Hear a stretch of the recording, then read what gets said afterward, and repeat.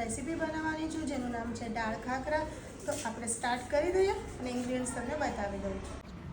અહીંયા મેં મિક્સ દાળ લઈ લીધી છે। આ છે મસૂરની દાળ, મગની દાળ, તુરની દાળ, અડદની દાળ અને મગની દાળ। તો આપણે આ બધી દાળને મિક્સ કરી લઈશું। અહીંયા આપણે ટોમેટોને 3 ટોમેટાના મેં નંગ લીધા છે, એ કટ કરીને લઈ લીધા છે। અહીંયા ઓનિયન છે એ પણ મેં કટ કરી લીધી છે। અહીંયા લીમડો લીધો છે, થોડી કોથમરી બી સમારી લીધી છે। અહીંયા ગાર્લિક લીધું છે અને આ છે આદુની પેસ્ટ। તો આપણા ઇન્ગ્રીડિયન્ટ્સ હવે રેડી થઈ ગયા છે। તો હવે આપણે સ્ટાર્ટ કરીએ। આપણી મિક્સ કરેલી દાળ એકદમ પલળી ગઈ છે। આને મેં 5 કલાક એડવાન્સ પલાળીને રાખી દીધેલી હતી। તો હવે આપણે એને કુકરમાં સીટી વગાડી દઈએ। હાલો, તો આપણી હવે દાળ ફ્રાય છે તે વફાઈ ગઈ છે। તો હવે આપણે એને વઘારી લઈએ। તો આપણે હવે સ્ટાર્ટ કરીએ। એક પેનમાં મેં ગેસ સ્ટાર્ટ કર્યો છે અને હવે એક પેનની અંદર હું બટર એડ કરીશ। તમે બટરની જગ્યાએ ઓઇલ પણ યુઝ કરી શકો છો, ઓપ્શનલ છે। અગર તમારે બટર અને ઓઇલ બંને મિક્સ એડ કરવું હોય તો પણ તમે કરી શકો છો। હું અહીંયા બટર અને ઓઇલ બંને મિક્સ એડ કરીશ। પહેલાં આપણે થોડી વાર બટરને ઓગળે એટલે પછી આપણે એની અંદર એડ કરીશું તેલ।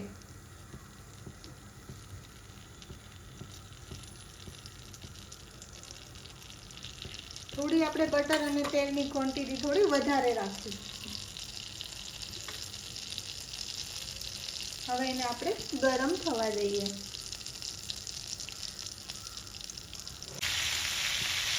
બટર અહીંયા પ્રોપર બોઇલ થઈ જાય એટલે આપણે એની અંદર એડ કરીશું તેજ પત્તા, જે મેં અહીંયા 3 પીસ લીધા છે।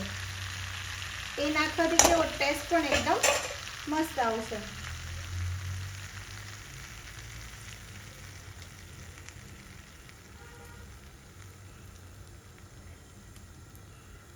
અહીંયા આગળ મેં આદુની પેસ્ટ લીધી છે, એ મેં અડધી ચમચી જેટલી એડ કરી છે। આ લસણ અને મરચાંની પેસ્ટ છે, એ પણ મેં 1 ચમચી જેટલી એડ કરી છે અને પ્રોપર આપણે હવે સોતળી લઈશું।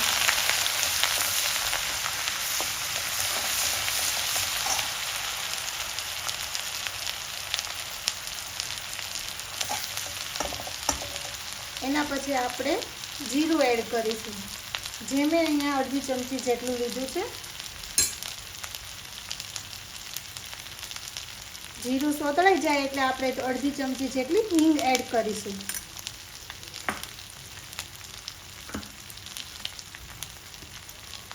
અહીંયા મેં થોડા 3-4 લીમડાના પાન લીધા છે। હવે એને પ્રોપર સોતળી લઈશું।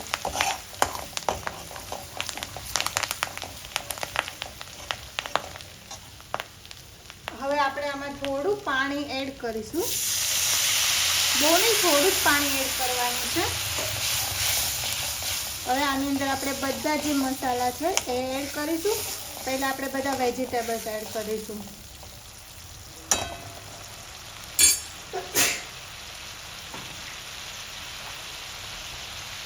અહીંયા આપણે સમારેલી જે ડુંગળી લીધી હતી એ નાખી દઈએ।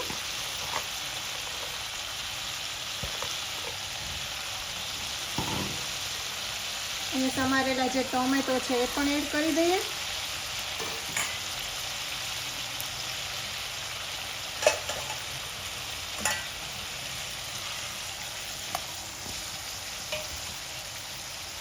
હવે એને પ્રોપર મિક્સ કરી લઈએ।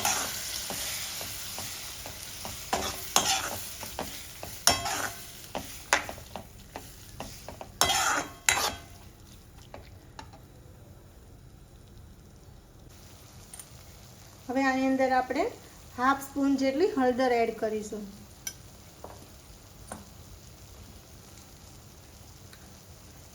એક સ્પૂન જેટલું મીઠું એડ કરીશું।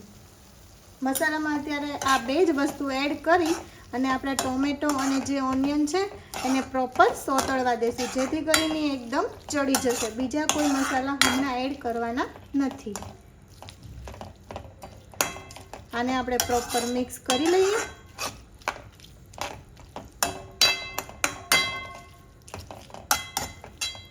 પ્રોપર મિક્સ થઈ ગયું છે, તો હવે આપણે આને સોતળવા દઈએ।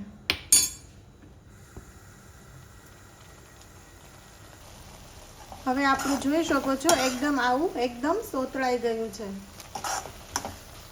આવી રીતે આપણે એને ધીમા ગેસે 10 મિનિટ સુધી ચડવા દઈશું. હવે આ ચડી ગયું છે તો હવે આપણે આની અંદર આપણે મસાલા એડ કરી દઈએ. પહેલાં આપણે આમાં લાલ મરચું એડ કરવાનું છે, જે મેં અહીંયા 2 ચમચી જેટલું લીધું છે. તમને જેટલું સ્પાઇસી જોઈએ એટલું તમે એડ કરી શકો છો.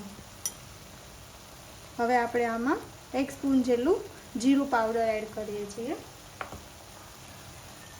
આની અંદર આપણે 1/2 સ્પૂન જેટલો મરી પાવડર એડ કરીએ છીએ. અહીં આપણે 1/2 સ્પૂન જેટલો ગરમ મસાલો લીધો છે, એ એડ કરીએ છીએ. હવે આ બધા મસાલા પ્રોપર આપણે એડ કરી દઈએ. ધીમા ગેસે જ આ બધા મસાલા એડ કરવાના છે.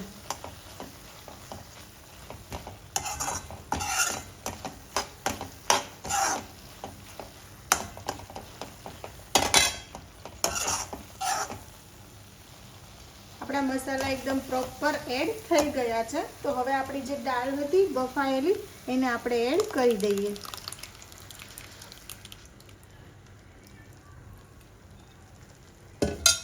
અને હવે એને પ્રોપર મિક્સ કરી લઈએ.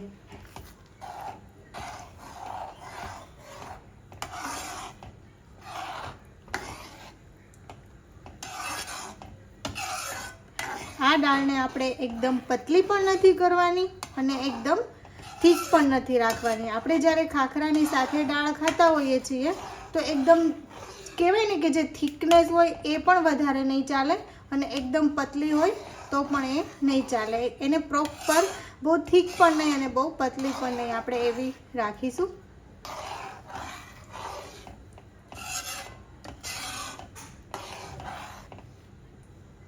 હવે આપણે આ પ્રોપર દાળ તમે જુઓ છો આવી રીતે આપણે એની થિકનેસ રાખવાની છે.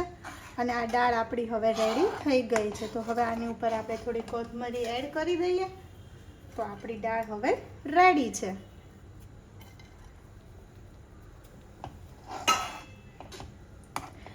આવી રીતે આપણે કોથમરી એડ કરી પ્રોપર હલાવી અને હવે આપણે એને સર્વ કરી લઈએ.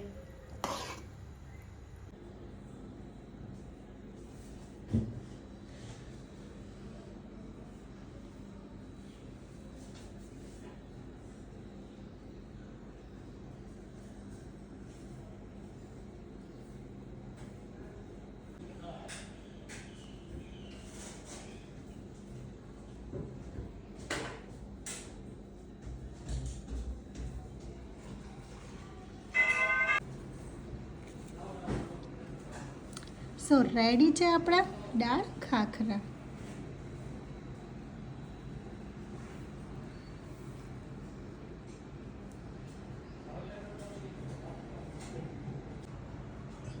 આપણા દાળ ખાખરા હવે રેડી છે.